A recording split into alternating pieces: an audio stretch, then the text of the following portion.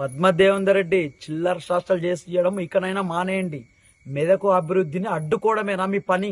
నువ్వేమో హర్షాన్ని పట్టుకుంటావు, మొగోడేమో లవణ్యారెడ్డిని పట్టుకుంటాడు. మీరు నలుగురు కలిసి మెదకులో జరిగే అభివృద్ధి కార్యక్రమాలకు అడ్డుపడమేనా మీ పని? మీకు ఇంకనైనా బుద్ధి రాదా? నేను తీసుకొని ప్రజలు మొత్తం ఇళ్లలో కూర్చోబెట్టినా సిగ్గుచరం లేకుండా ఇంకా ముందుకొస్తారు. ఆడవాళ్ళని చెడాయించుడు, ఎస్సీ ఎస్టీ ఏది కులదూషణ చేయడము, ఇలాగ చిల్లర శాస్త్రాలు చేసే ఎదవలకేమో మీరు బహిరంగంగా డైరెక్ట్ సపోర్ట్ ఇచ్చేస్తారు సిగ్గుశరం లేకుండా. ఇంకా ఏ ముఖం పెట్టుకొని వస్తున్నావు మెదక్కు? ఏం చేద్దామని వస్తున్నావు?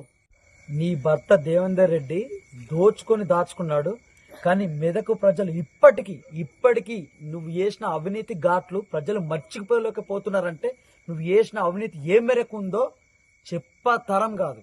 ఇప్పుడు మళ్ళీ మెదకు ప్రజల అభివృద్ధికి మళ్ళీ అడ్డు వస్తున్నావు. మెదకు ప్రజల రక్తం ఇన్ని రోజులు జలిగలాగా తాగింది సరిపోలే అని సిగ్గుశరం లేకుండా మెదక్నే అంటిపట్టుకొని అభివృద్ధి కార్యక్రమాలకు మొత్తం అడ్డుకట్ట వేసేలాగా అడ్డు వస్తా ఉన్నావు.